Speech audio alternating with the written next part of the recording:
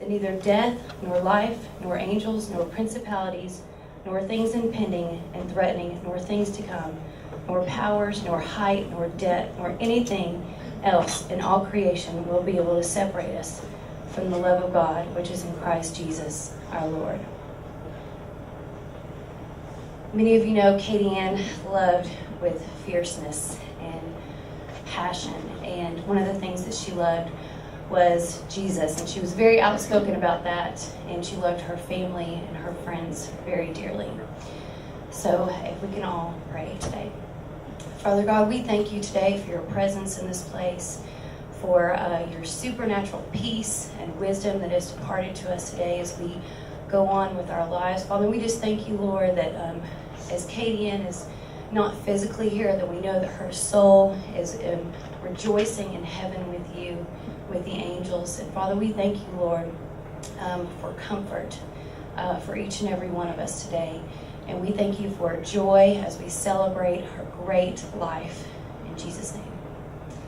And now I'd like to introduce Jill Andrews as she comes and sings for us today.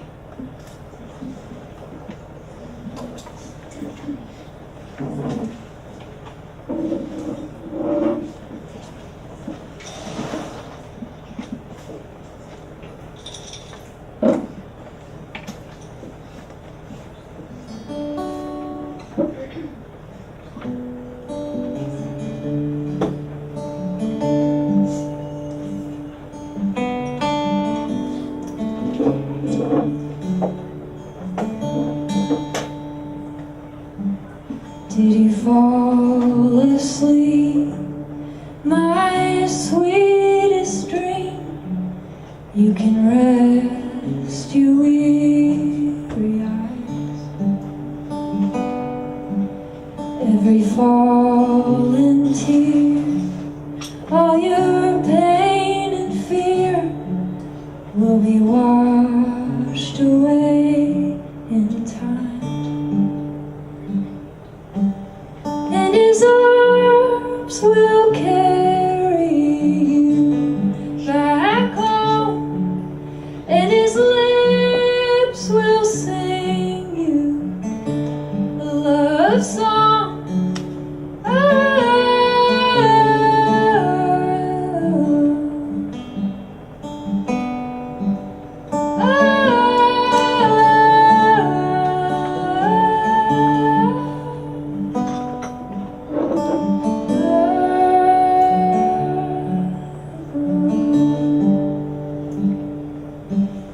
Don't turn your head, there are no regrets, only peace forevermore. This is not the end, we will meet again on God's bright golden shore.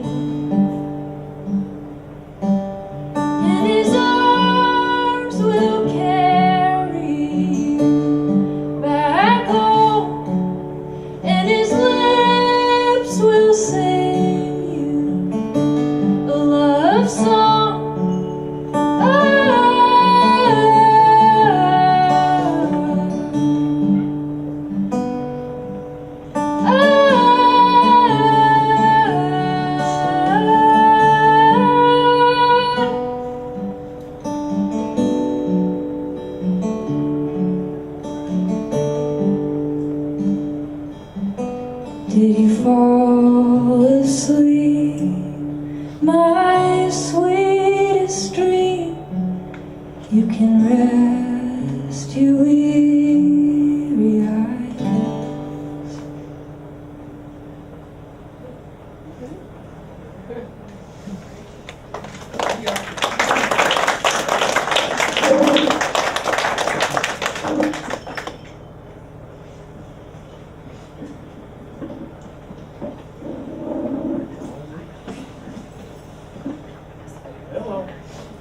Well, I don't know how I'm supposed to do this with a dry eye after that. I'm Ross Spears, and I'm Katie's uncle slash cousin, or cousin slash uncle. I'm old enough to be an uncle anyway. And I've been asked to welcome everybody here and to mention that we're supposed to be celebrating Katie's life and her vision and her personality. And so I'm not going to tell sad stories. My memories of Katie go all the way back to when she was born. And I remember her as a cute little girl. And my mother, one of my memories is that my mother died when I was, well, she died in 1983. So Katie would have been about 4 years old. And my daddy would take Katie and her older brother David out to lunch, Sunday lunch, after church. Katie would always be there. And after one of these times, I was home and I was visiting Daddy, and he said, Katie asked me today, she said, Big Roz, do you miss Mary? Mary was my mother, Daddy's wife. And Dad said, yes, Katie, I do miss her as much as anything. And she said, I knew you did. And she was just always a sweet, sweet, sweet little girl to my family. And I remember back in the day when we used to gather at Christmas time at Cousin Ann's house, and we would play some sort of family game together. And Katie, I was lucky enough to have Katie as my partner sometimes, and she was in high school. And I was so impressed when we played, like, those dictionary games or whatever they are. I was so impressed that she was so smart. She was just as quick as you could be. And I just loved to have her as my partner. And so later on, when I was just turning 60, I guess, and I did not like this fact that my hair was getting all gray. And Katie was living with the Malones. She just had Hanson, and I went to pick her up to take her out to lunch. And she said, Cousin Roz, did you dye your hair?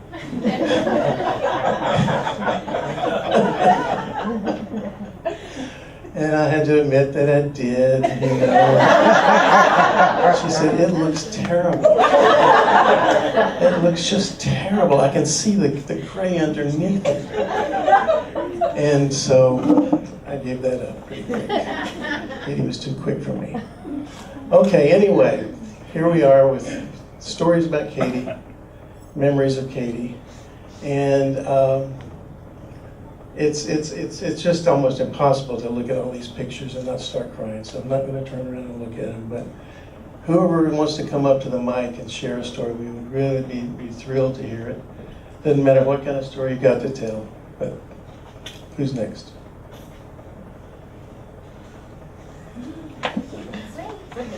Okay, I knew somebody would.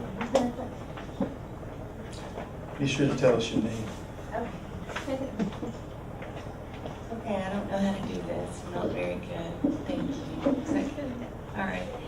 Everything I wrote down, I just threw it away because if it doesn't come from the heart, then it's not real. Everybody in this room means something to me, and meant something to Katie. And Katie was suffering. But I don't want everyone to focus on that. I want us all to focus on who she was and why we are all here together. Katie Ann loved so much. She loved Lee and she loved Hinson more than I have ever seen a mother love their own child. That's my own mother. So, in times of sadness, and when people struggle, don't talk about them. Call them. Don't gossip about them. Give them a hug and love them. Because if we spend as much time talking about each other as we would helping another person think about that, we might be just a little bit better off. I'm sorry. But Katie, recently came back into my life a couple years ago after her and I not really hanging out for a good decade or so. Her son and my son are in the same, will have been in the same classes. And we rekindled. And she was the same Katie Ann that we all knew and loved. And she was funny. And she liked to make everyone laugh. And she liked to point out things such as, it's bad hair dye. She would do that to me all the time. I had a bad hair dye this week, but I made sure I got it fixed before I came. But anyway, but honestly, you know, there's not a lot of children in here, but addiction is real. And in 4 months, it took our friend. So not to focus on too many sad things, but to ignore it would be a disservice to her and to everyone in this room. So I love you all. And thank you so much for coming. Thank you.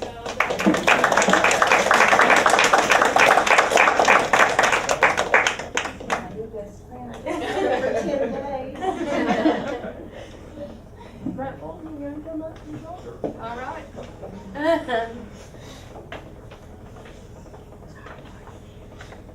I'll do the best I can.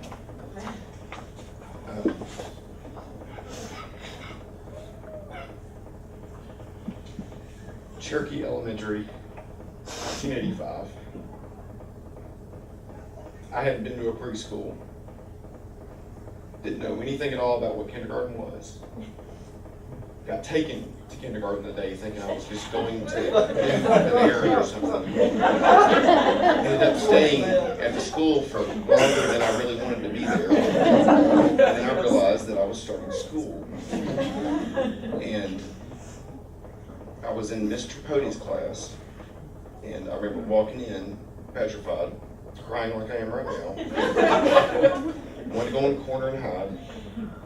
And there was this girl who was a head taller than everybody in the classroom and 10 times louder than anybody in the classroom. That girl turned out to be Katie Ann McKinney.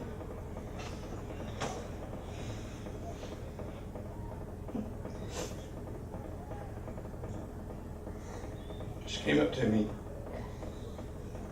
and I remember I had just a really awful, sour look on my face. She's like, "You look like Oscar the Grouch." What's wrong with you? Why don't you ever smile? I'd known her for 2 minutes though. I do smile sometimes. She's like, "Well, no, you're not smiling now. Why don't you smile?" I said, "She got a smile at me." That was my first friend. That was my first real friend.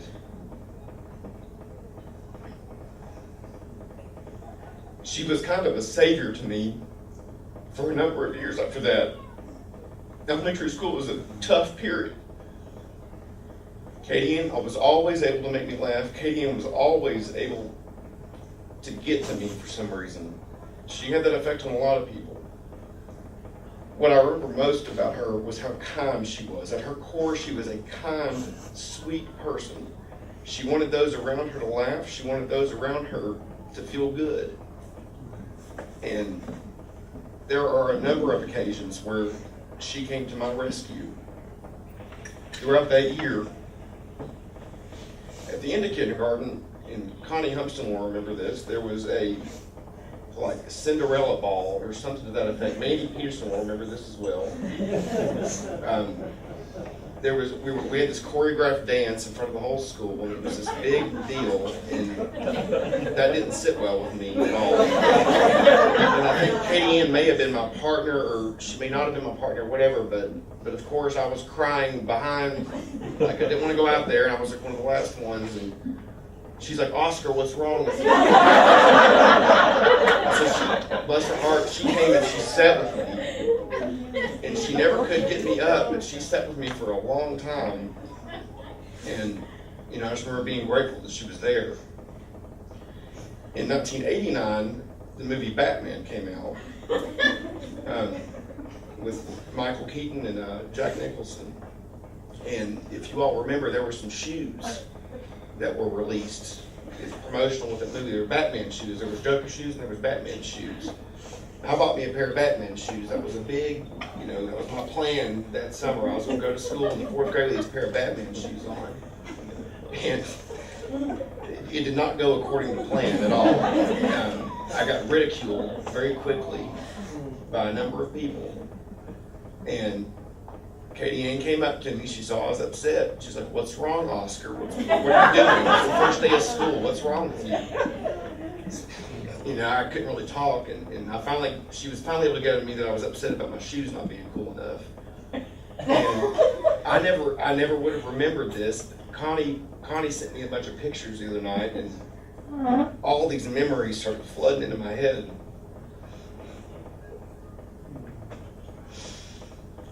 And one thing I remember, I'll be damned if Katie Ann, she's like, "Hold on, I have a solution." Like she goes and she finds a Sharpie from a teacher, and we start coloring in the Batman, the yellow Batman symbols on my shoes to make them look like they were all black instead of not Batman shoes. And, you know, it's just another example of her kindness. She was always there for me. And there's other examples that I can think of. One may come to me here in a minute, but you know, when you have children that are elementary school age, you try to remember how you thought, so you can relate to them. You know, and give them advice and tell them how to get along in life and learn how to be a young adult. And when I was looking at all these pictures the other night, I just remember thinking, like, I hope Henry or Joseph find their Katie Ann to help them along if they need it. And she did that for a lot of people. I was talking to another guy the other day. He's like, I remember her, Andrew Leach. He's like, I remember I was a freshman at Science Hill, and I was sitting, I didn't know anybody, and she came over and she left the table she was sitting at and came over and sat with me. Just little stuff like that. There's so many little things that she did for people, you can't even really quantify it. It was amazing. She had an ability to light up a room and to make others around her feel good. That is a special quality that not all of us have, and all of us should aspire to be like that. And I'll miss her a lot. I hadn't seen her in a long time. I reconnected with her probably 6 or 7 years ago, helped her out with a variety of things, and I never minded because I wanted to return the favor for how kind she was to me back in the day. And just, she'll be missed.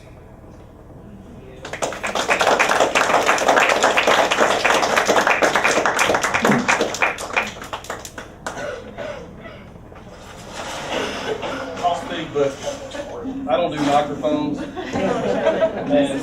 And just to make everything a little bit lighter, I didn't start picking on Bolton until I made it in 6th grade. So the whole elementary school stuff I don't know anything about. But I remember the first day of Liberty Bell, I showed up on the bus, me and Bolton and Aaron Carr and Blake Kaler and a bunch of guys that we played baseball with were playing wall ball. And at the bell, the thing that stood there. And this really tall blonde girl walks up, and I'm like, "Who is that?"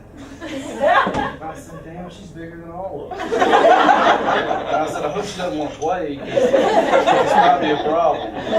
But about that time, Aaron Carr said something smart to her. Katie Ann comes like Thor with her 50-pound purse. There's no kid here, right? I said, "Holy shit." I said, "I better stay away from her." And Bolton said, "No, man, she's really cool. She's really nice. You just got to get to know her." I'm like, "She just swung a 50-pound at this dude's head like she wanted to kill him." And he's like, "Well, she's like that." And I said, "Well, okay, we'll see how it goes." Well, it went well. We were good friends through middle school and high school. Like Bolton, I didn't reconnect with her until I got on Facebook in like 2009. But I feel like we really reconnected, got back closer together. I lost her for a long time. I lost a lot of people in college. But she had her struggles, we all have. I love her the same. You know, we've talked a lot. I've talked to a lot of my friends. And like Valda said, no matter the circumstances, you can't unlove somebody. No matter what you're going through or what you've been through, no matter the demons you have, we all have demons. And I love her regardless. I'll always love her. And I'll end with one more funny story. Katie Ann got her license early. like early sophomore year. And she had this purple Explorer. And she said, we were sitting in, I don't remember what class we were sitting in. She said, hey, Sean, you want to ride home? I was like, yeah, I'll take a ride. And I was like, well, let's ride home with Katie Ann. So we get in the car, and we're both pretty calm guys. Don't get excited. Don't get excited very much. I don't think I blinked. From Science Hill to South Johnson City, like campus, and just radio loud, just. And I was like, oh my God. Turn around talking. She was one of those, she wouldn't look in the rearview mirror, she'd turn around and talk. And I told Bolton when we got out of the car, I said, I'll be taking the bus. He said, yeah, I agree. But, like I said, love her, I'll miss her. If there's anything I can do, obviously y'all keep me in the loop. I'll do everything I can. I'm not too far from here. I'm glad everybody can get together and celebrate and not, like Valda said, talk about what happened. Just remember what we loved about her and love her still for her.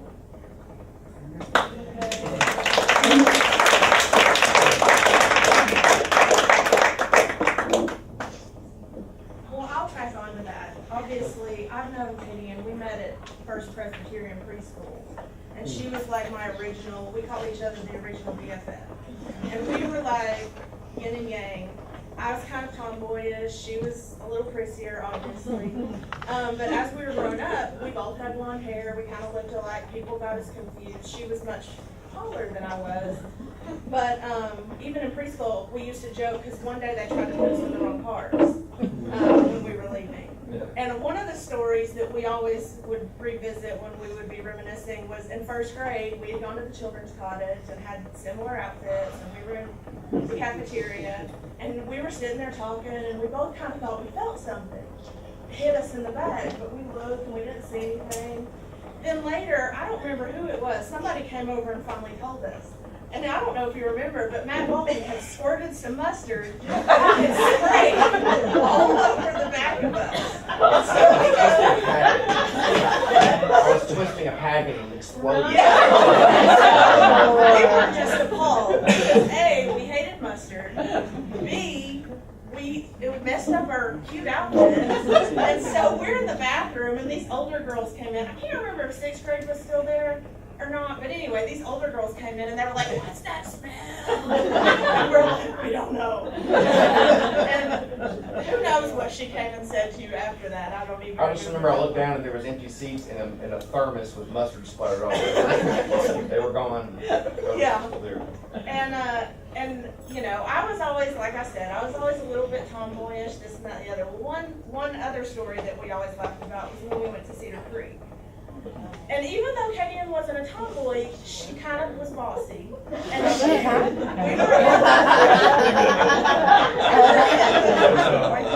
we were in the canoes together. It was supervisor us. of production is what you And actually, I now teach at Cherokee, and our 5th grade teacher that we had actually shared this story with our class on Friday because they were working on like productive struggles. And she was sharing about us in the canoes at Cedar Creek. Which I told her that was nothing productive that was happening that day. But we get in the canoe, and Katie Ann and this other girl, Jamie, wanted to paddle. And I was easygoing. I was like, whatever. So I sat in the middle. Well, we didn't make it very far. We were soaking wet. I think at some point, Jamie starts to throw the paddle. I grabbed the paddle. Diane said she remembers looking back, and she was like, I'll just let them figure it out. And she kind of got it on. Finally, one of the other teachers came back. We had to be evacuated in the middle of the lake, switch canoes, this and that and the other, all because they needed to paddle first, and we did not make it anywhere.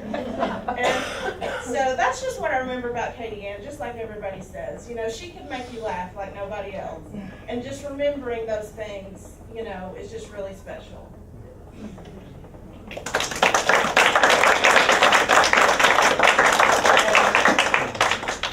Before I forget, Beverly had mentioned, for everyone that's trickling in, there are cards over there. We want to write down these memories so that Henson can open them up through the years and remember Andy forgets who is, or misses her. So just please take the time to do it sometime before you leave. So I'm Katie Ann's aunt and Beverly, and this is my husband Charlie. And so she named us Aunt B and Uncle Chuck. Nobody else calls us that. But that's her. But we really do want your best thoughts and your best memories of Katie Ann. If you could just write them down, put them in that little box, if you don't, please remember the essence of his mom. He's lost her way too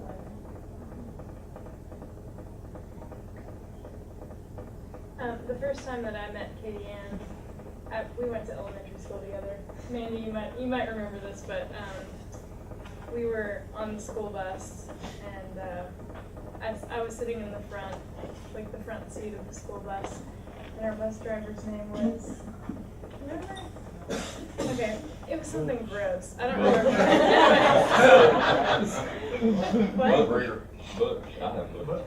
Yeah, Butch drove up, Greer Murphy drove on the other side. Okay, anyways, so I was sitting in the front seat for some reason. I'm not sure why. I don't think I had many friends at this point. I was in 2nd grade, and I was like feeling real awkward. I just moved to Johnson City from Illinois, and I remember sitting there, and if you guys remember on the bus, there was a fire extinguisher like right there, like right next to the front seat, and I just remember staring at the fire extinguisher like, oh my gosh, I think I have to touch it. I think I have to touch it. I have to touch it. And then all of a sudden my hand was on it, and I was just like pulling the thing, and it sprayed everywhere. Like while the bus was driving. And I remember Laura Gold was like, she had just gotten this new like Cherokee Indians elementary like jacket. She was like so mad because I squirted it all over it. And I remember Katie Ann, of course, was in the back of the bus, and I didn't know her at all, but she was like, my eyes! And I was like, who is this girl? And then Katie Ann and I lived really close to each other, like within spitting distance in our neighborhood, and her mom came over and got me in trouble for that. But I didn't get in too much trouble, I guess.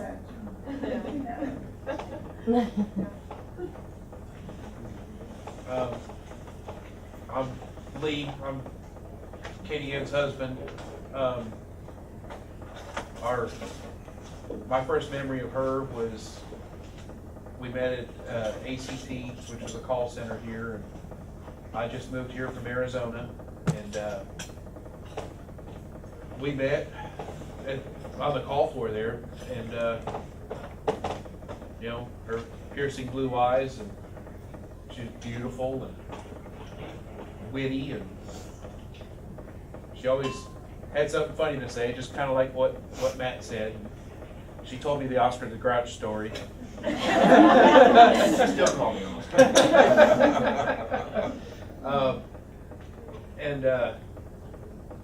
But she when she was on the phone with a customer, she put on this very southern accent. And we worked in a department that was for home loan modifications when the economy tanked, and you get people that call in and they're in desperate need of some help, and this guy calls in. Katie Ann answers the phone with the whatever script they tell with her very deep southern accent, and this guy goes, "Holy crap, they put me on the phone with Ellie Mae Clampett."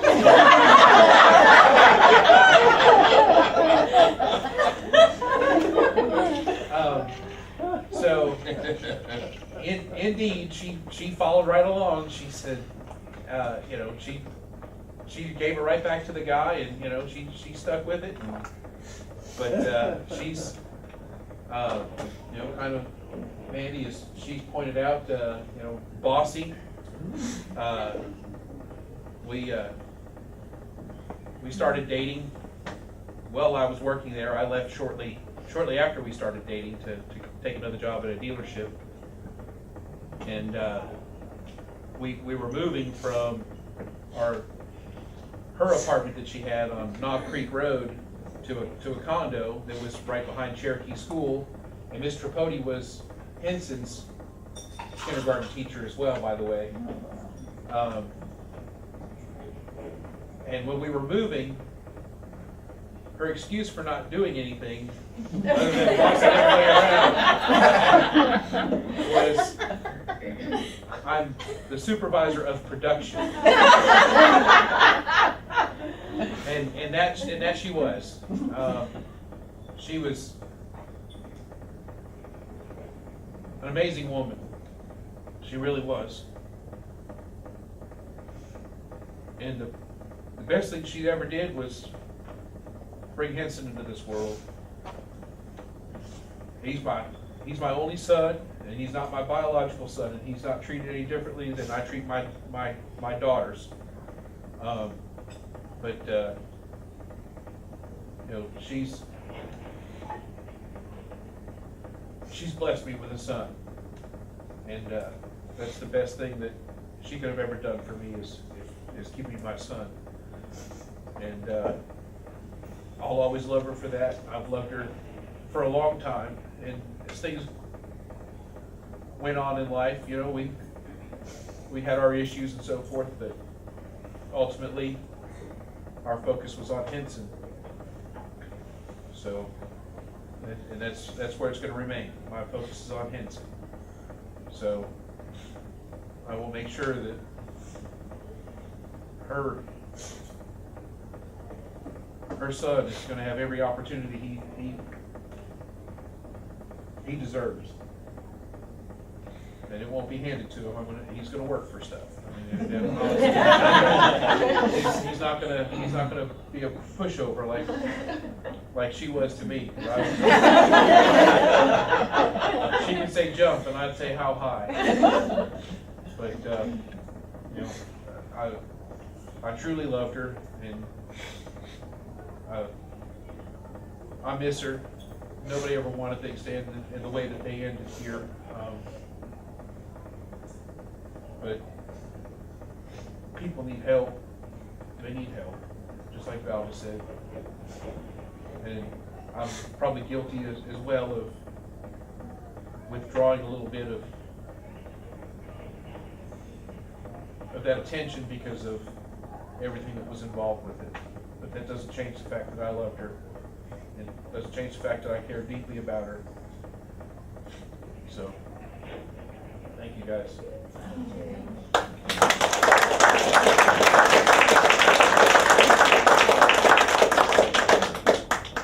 So that Ellie Mae thing, Katie Ann liked to nickname everybody, but she nicknamed herself too.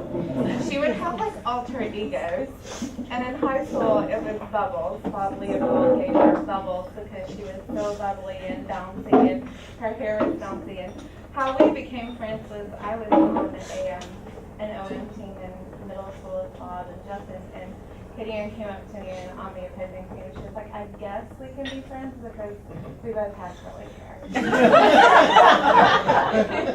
So there was always that association, and I loved that Ellie Mae, she would tap into lots of different alter egos, and she always made it interesting. And when she told me that she was going to go into nursing, I told her that there was no way, because she would just go ill all the time. It was one of her favorite things to say when she was younger. So yeah, and I told her that she definitely missed her calling as in Hollywood, that she belonged there, and because her personality was too big for this town. And then when she introduced me to Henson for the first time, that was 3 years ago, because of course we all lose touch with one another. She says, no, I know that we're going to get along because we raise our children the same way. You have to say yes, ma'am, and yes, sir. And you definitely have to know what you're talking about with politics, because if you don't know politics, you don't know me. And I'll end with that.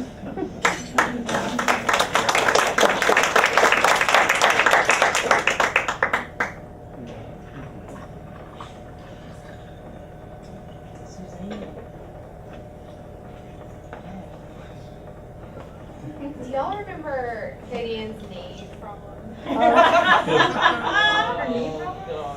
Her knee used to pop out over to the side, and it would happen at the worst time ever. We were, you know. You were there the first time, I think. I did it. Do you remember? Yes. I did that to her. I did. Yes, I did. That said that Katie Ann's knee pops out of place, and she's going crazy, like, my knee, my what? She and Aunt Lindsay are taking selfies laughing, with Katie Ann freaking out in the background. They were like, whatever, we're having fun. Like, taking pictures. Poor Katie Ann's back there with her knee on the side of her leg.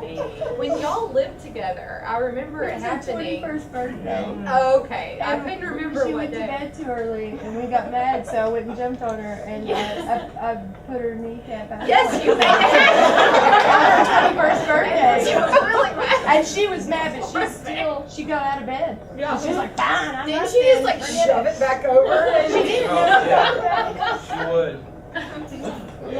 Oh my I did god. that. She was so sweet. Yeah. That's funny. Yeah. There was a pretty big group of us girls that were always together. We always hung out. Katie Ann and I weren't ever like just us two girlfriends. You know, we always were part of a group. But I remember one birthday, she gave me this beautiful box with my initials carved on it. Do you remember that? The beautiful silver on top of the like cherry wood. And I was just so surprised because she wasn't like Carla or Jerry who I'd call up every day. You know, like we were friends, but it was in a group kind of friends. And she was just always so sweet and loving and generous and hilarious.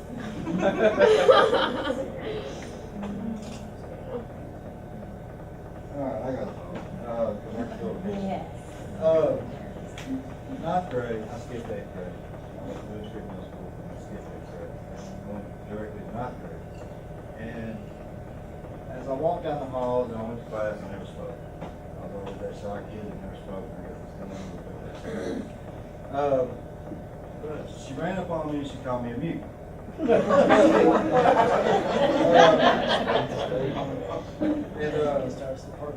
She wouldn't let up until I spoke to her, you know.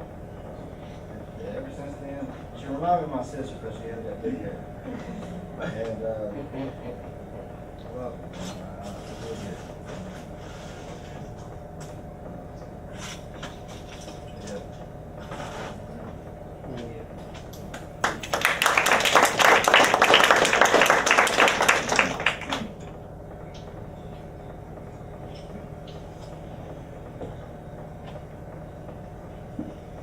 Anybody else?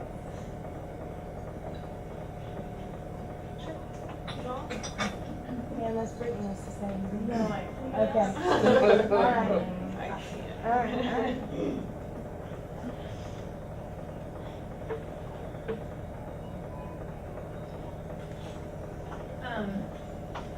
This song was one of Katie Ann's favorites.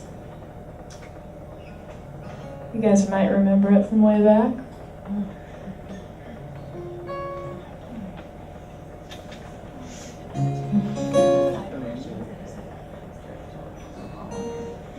I said I wanna touch the earth, I wanna take it in my hand, I wanna grow something wild and unruly.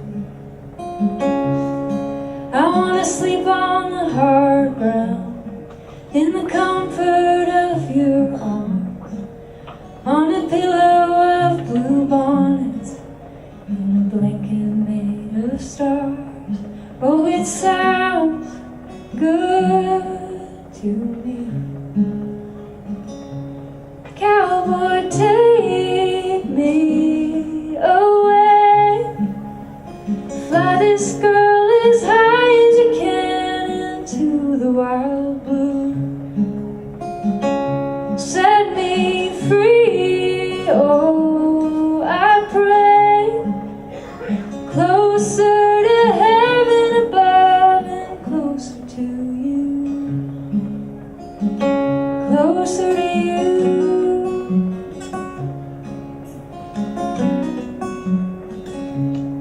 I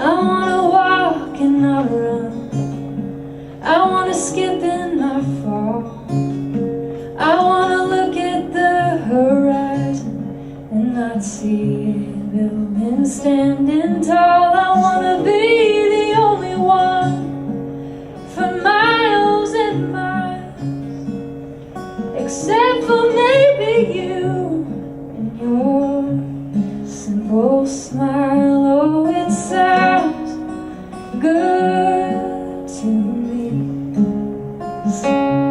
Yes, it sounds so good to me. Cowboy, take me away. Fly this girl as high as you can into the wild blue. Set me free, oh, I pray. Closer to heaven above, closer to you, closer to you.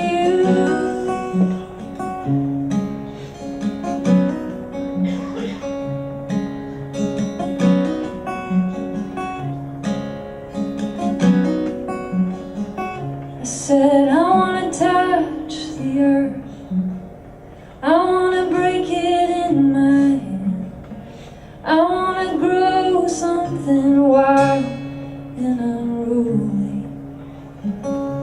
Oh, it sounds so good to me. Yes, it sounds so good to me.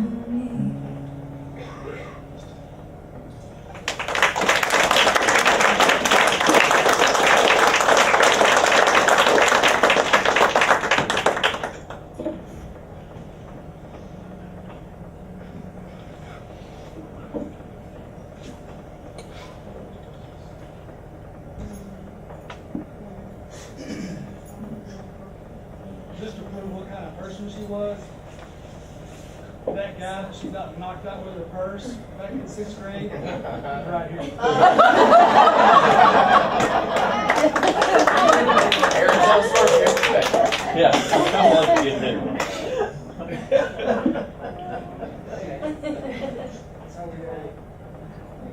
Thank you so much. I know you all have something else to say. Just go ahead and say it. Get it out, but just sit here and cry. You can, you're the funniest person in this room. I'll say something, it's short Yeah, and there we sweet. We were seniors in high school, and we always skipped school. There was no question about it. We always went to Burger King. Yep. We never saw the lunchroom. She hated Burger King nowadays, by the way. We know we all do. Yeah. And one day, for some reason, I couldn't get out of cosmetology class. And Katie Ann called me in cosmetology class because we had a phone in there, and she said, "Don't worry, I'll take care of it." I said, "Okay, whatever." So she called the vocational office and said, "Jerry's grandmother has passed away. She needs to come home."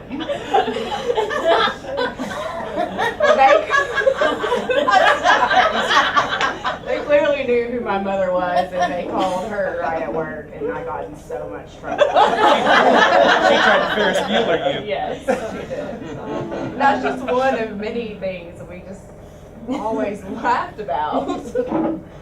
She was always funny. I like the chicken salad here, so you don't need to eat. She did. And the pizza. You don't need to eat. Okay, Linda, you tell us something. Oh, I was just thinking that Katie Ann came into my life at a low point for her, and but I loved her, and she was bigger than life, and I could see her right now flying by. It was a circular driveway in the back of my house, and she would go up the driveway, fly around. She still drives that way, just so you two know that as well, or she did. How'd she keep a license? I don't know. Tires were expensive. And she went right before she hit my garage. Then she, and this was when she had Henson, and then she would come flying in my back door, and with Henson on her hip, "Hi, Memes, what's going on today?" She called me Mimi for, you know, Henson. We were grandparents, several of us, and I was Mimi, and she'd come, Henson on her hip, "Hi, Memes, what's going on today? What have you got in the fridge?" But she was so funny, and I will have to admit, there were a couple times she made me wet my pants. She was so funny. I loved her dearly, and I am so sad today.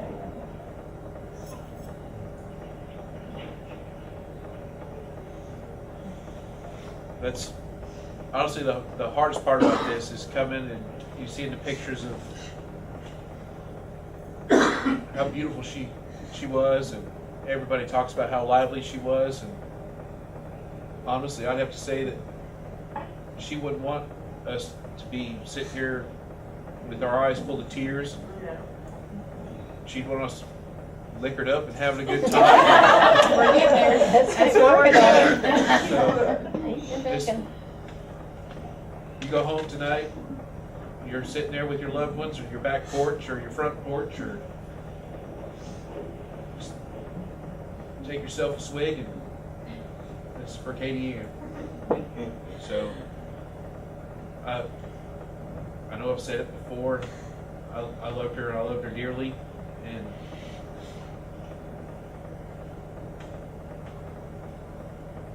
this isn't how she wanted things to be. It really isn't.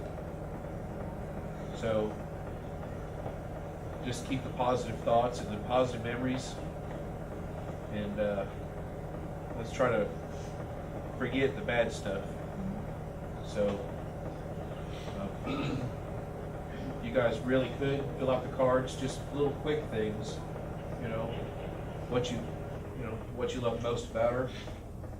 That way, when Hanson gets a box of stuff, that when he's ready for it, and he can start looking through pictures and so forth, he's got that, and he knows that people really loved and cared for her, and you know they thought the same things that she did, you know, or he did. That, you know, she was a beautiful woman, and she was funny, loud, bossy and boisterous, but deep down inside, she was a loving and caring person. And you know, I remember when we didn't have 2 nickels to rub together, but we'd go out and eat somewhere, and if we had, you know, something left over, she'd stop and offer it to some poor homeless guy sitting on a corner down there in downtown Johnson City. And she really cared about people. So Sunday brunch at Pennyman's. Sunday brunch at Pennyman's. Yeah, we used to love to go to Pennyman's. Rams about proper attire at funerals. Like, she went on for hours after Justin's funeral that I cannot believe anybody showed up in anything other than black. What is wrong with these people? There was that lady, Kay, that she was found outside the Kmart or Walmart one day, and Kay was trying to get Their home. dog? Yes. I remember that. She couldn't take a bus or something because she had her dogs, and Katie Ann just tried to help her out, and then And kept in touch with her. she left later, and she says, I wish I'd just gone back and taken her to Roanoke to meet her, to get with her mother or whatever. But she had a good heart, and even though one time she smeared mashed potatoes all over my kitchen counter because she was trying to help clean. I'm looking at Lynn, what is this? And so evidently the rag had mashed potatoes everywhere. But, you know, she tried to help out. It was during the holidays, and that was good. I got that cleaned up. And then when she brought deviled eggs, and the last time she brought deviled eggs, she was really late because she had boiled the eggs so they were dead. No water or anything left, so she had to make them over again. And we had a competition because mine had sweet relish, hers had dill relish. Yeah, she wanted deviled eggs. She was still like quick to do stuff. That's one thing I hated about her. She could cook like nobody's business. And let me tell you, there's so many things that I've eaten because she's made them, and I probably wouldn't eat anybody else's because she didn't make them or it won't make them again. Her green beans are the only green beans I've ever liked besides my mom's, and honestly, hers are better. She's had asparagus that she made, and I despise asparagus, but she'd make it, and it was good. She'd make just a number of things, and she was so good at it. It's everything that her grandmother had taught her. And she'd go in and make these phenomenal meals, and then it was time to get up and go relax, and no, I had to clean the kitchen. And nobody wants to clean the kitchen after cleaning. Got mashed potatoes everywhere. You need a pressure washer. Feel like one of those Northern Tools commercials. A little horsepower fix everything. I've spent almost 11 years trying to make macaroni and cheese as good as Katie Ann's. And I think I'm a pretty good cook.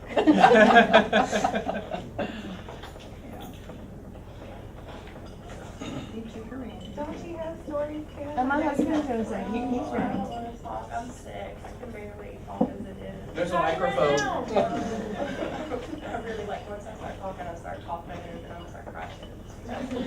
Green bow tie. Well, I don't have a lot to say, but I will say I've only knew Katie Ann for just a short amount of time. When I first met her, her bubbly personality and mine didn't necessarily mix very well. But then I met Henson, and I've never met a more polite and well-mannered man in her life. And you can tell a lot from a parent by their children. And he is wonderful. And eventually, I came to like Katie. She helped us. She helped us quite a bit when we were at a pretty low point in our business. She called some people she knew, and it just so happened she had a pallet of soil sitting beside the store one afternoon when we were out. And that just seems like, just from hearing all that's just kind of. And if you haven't seen Katie in the past 10 years, if you run into Henson, then you will know it's her son before anything, because he's a nice, well-mannered, kind child, and that's really just as much as Katie. And he was the most beautiful baby. Oh, isn't he? I've Oh ever my goodness, cutie patootie. I taught him how to ski. Yancey's like the best skier in the world, and Yancey just love his heart. He couldn't do it, so I taught Henson how to ski this year. He wasn't going to do it, and he was like, I'm done. And it took me about 20 minutes, but I had him going down all the way. He's like, you hippie people are going to get me skiing and rafting. He said hippie. Yes! Why do you used to always hashtag the hippie chick and the preppy chick? And I'm like, because I'm not sure about that, but okay. But no, Henson's, he's so wonderful, and I talked to him today, and I begged him to come pretty much as you can beg a 10-year-old to come to his mother's funeral or celebration, because I wanted him to see everybody's face in here and see how much his mama was loved. And luckily Andrew is taping this right now, and when he's ready, then we can sit down and they can watch this together. And I think it'll be really awesome. I'm gonna share one more story. So how she kept her driver's license, this happened about a year ago. So she would zip up the backside of the tree to just hold us back. And one day there was a police officer that did the very same thing. And she jumped out of her car and like started yelling at him. It was like, what are you doing driving so fast? Well, then 3 days later, she called me and she's like, I just talked myself out of it. I just talked myself out of it. I was like, what did you do? And she was like, that same officer that I got out and yelled at caught me running the stop sign. And I talked myself out of it. Don't tell me. FYI, I do have a red light ticket that I'm from Morristown that I'm gonna pay for on her car. Oh yeah.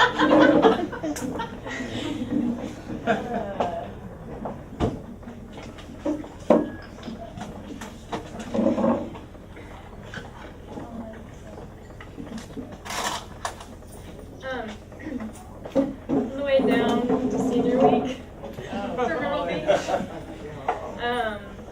Katie Ann and Amy Gugliotta and I rode together. And Katie Ann really did drive insane. I mean, but I remember Amy and I were both reading The Notebook, like aloud to each other in the car. Of course you were. And it's just the saddest book of all time. Katie Ann hated every second of it. But I remember we got to the end.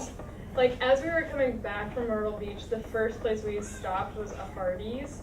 And Katie Ann was like really upset about this guy she met at Senior Week or whatever, and we were leaving. And she was going through the drive-thru like a maniac. Like, she was driving probably like 55 miles an hour through the drive-thru, and we went over this big bump, and Amy and I, our heads all hit the ceiling, and we screamed. And it broke the trance because Amy and I were both crying about The Notebook. She still drove that way, like. Yeah. I mean, literally, weeks ago, she still drove that way. I could hear her coming a mile away because I've got gravel in the back lot of the shop. And you could always hear when it was Katie Ann because it was just whoosh. And I'm like, oh my gosh, that's either a cop or Katie Ann. I don't know. It's one or the other. So, yeah, you could always tell when Katie Ann was coming.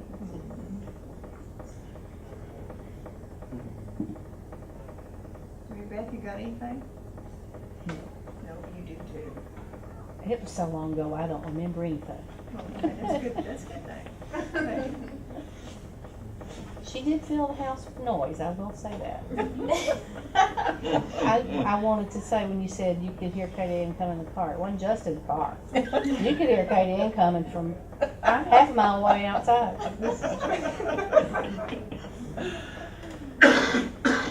Brittany, tell your story.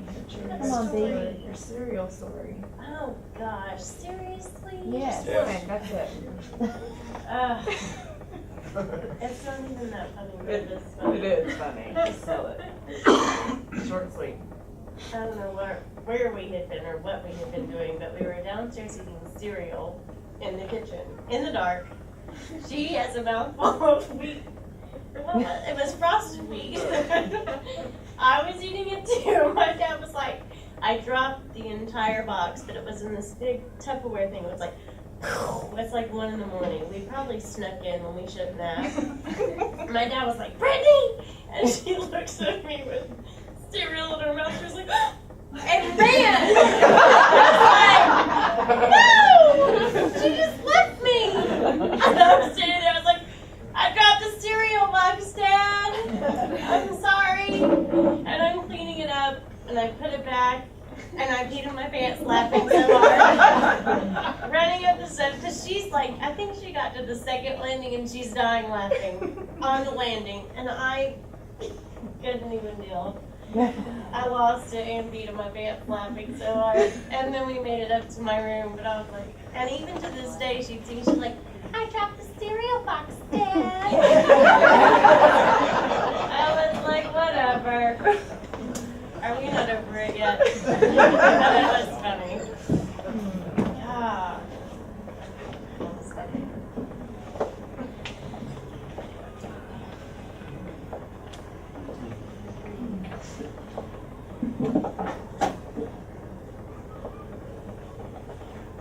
I'll tell another funny one. Senior year, yeah, me and Katie Ann, well, Katie Ann and Jeremy met shared a locker. They were like, hey, you want to share a locker? I'm like, sure. We're not carrying any books anyway. It's in your side sale. So, we got. Yeah. So we got like 2 study halls, lifetime sports, and maybe a Spanish class. I was like, sure. So me and Mitch are piling our bat bags, our baseball bags in this locker. And Katie Ann, she come by, how she brushes her. She's like, damn, you boys stink. Like, Katie Ann, it's dirt. There's dirt. That's what it smells like. It smells like leather and dirt. She kept bitching and kept bitching. So one day, the hooks on the lockers inside, me and Mess were like, we're going to hang our jocks on the inside of the locker. Oh my God. We hung the jocks on the inside of our locker, man. She about hit her. She said, does that smell better? She's like, hell no. I want to kick both y'all out. We're like, well, we know the combination, so we're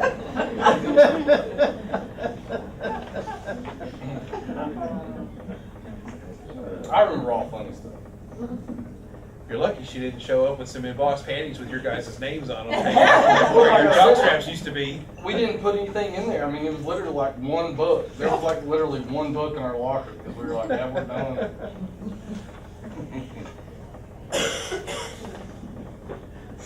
Anybody else want to say something before Jill says it? Do you want to say? Okay. Well, before Jill comes and sings the last song that she actually wrote this week, we have a few gifts for William Hinton. And not to embarrass you, but we want you to know how much we love you. And we know you can do this, but right now, everybody in this predicament would need help, even the strongest people. So for a year, Marie Bonta, I don't know her maiden name, or not married name, she's going to take care of all of the veterinary bills, including dog grooming. Matt Bolton is going to donate as much time and effort to any legal fees associated with the adoption of Hinton. Jerry Hathaway is gifting Hinton with lifetime haircuts. That's awesome. Brian Scott. Oh, I'm sorry. Pardon me. Yes, that's better. Thanks. Start over. Okay, I'll start over. Okay, so Marie Bonta is going to help with Katie and Love Dogs, and she had 3 of them, and we all know that for responsible pet owners, it's pretty expensive. So Marie's going to take care of all things associated with the veterinary bills and grooming for a year. So that's really nice. Matt Bolton is going to provide his services and time when it comes to adopting Hinton legally and any other things that we might face in the near future. Jerry Hathaway is going to give Hinton free haircuts for life. Brian Scott, who is not here, I don't think, he has offered to pay for any fees for sports. He will handle this for the fall, winter, spring, and summer of this year and next year. And then Suzanne, who's there she is another girl, the banker over there. She went to Eastman Credit Union, and starting today, it doesn't have to be just today. We will have a savings account for Lee to use at his discretion, and it's an account that we can all gift. Something he doesn't have to keep record of every penny he spends. So, don't feel if you can't do it, it's okay, but give as much as you can. And we'll provide everybody with membership number. Is that correct, Katie? Yeah. Katie, yeah, sorry. Yeah, if you want to make a donation today, then you can give it to me. And if you want to do it at a later date, there will be a member number that we can give out, but you can't get it until you have to open the account first. So you can give out the member number, and it's not your account number, to anybody. And if you're out of town, then you can just bill pay and do it electronically. If you want to do it that way. Else, just, you'll have a member number, you can go by Easton at your convenience if you ever want to, and just help them out. But if you want something today, Yeah, there's a little basket over there. And then Andrew, I want to say thank you to Andrew Burns for putting this really nice slideshow together. Him and Juliana for coming and giving us their time and their love. And this is going to be recorded, so at any time, if anybody wants a copy of this, Henson, like I said, down the road, they're going to be available. So, but you're loved, buddy. Thank you guys. I really appreciate it. I'm sorry that Henson, he didn't have it in him to come. So, but he'll appreciate it down the road. I promise you. And just thank you. I appreciate everybody being here, showing support for KDM and Henson, and even myself. So, thank you again.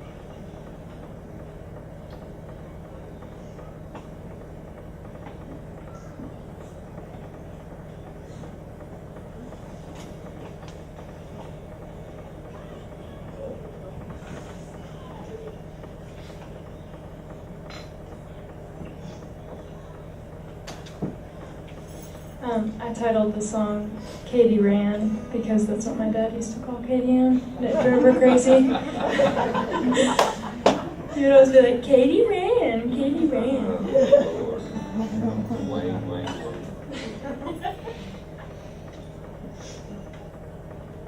I just wanted the song to be, whatever.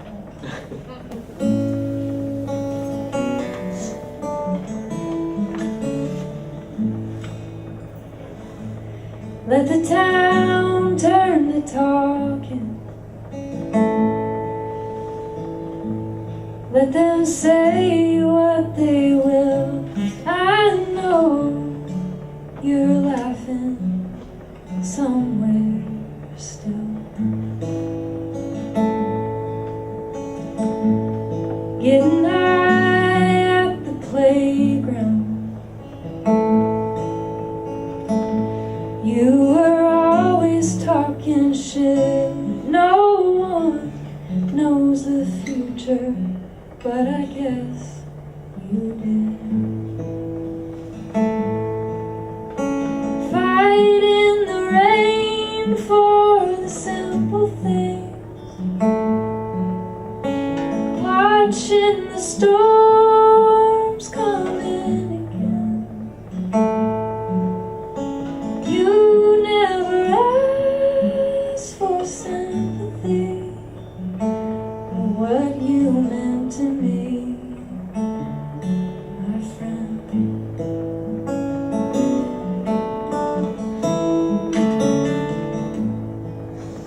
I never thought of you as lonely.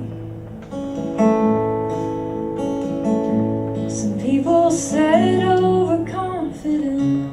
I know we all had something deep down within. I wish I would have seen you lately,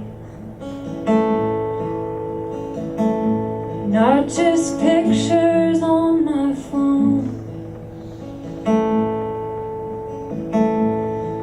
Your smile was so contagious. Oh, I wish I would have told. Wish I would have told you so.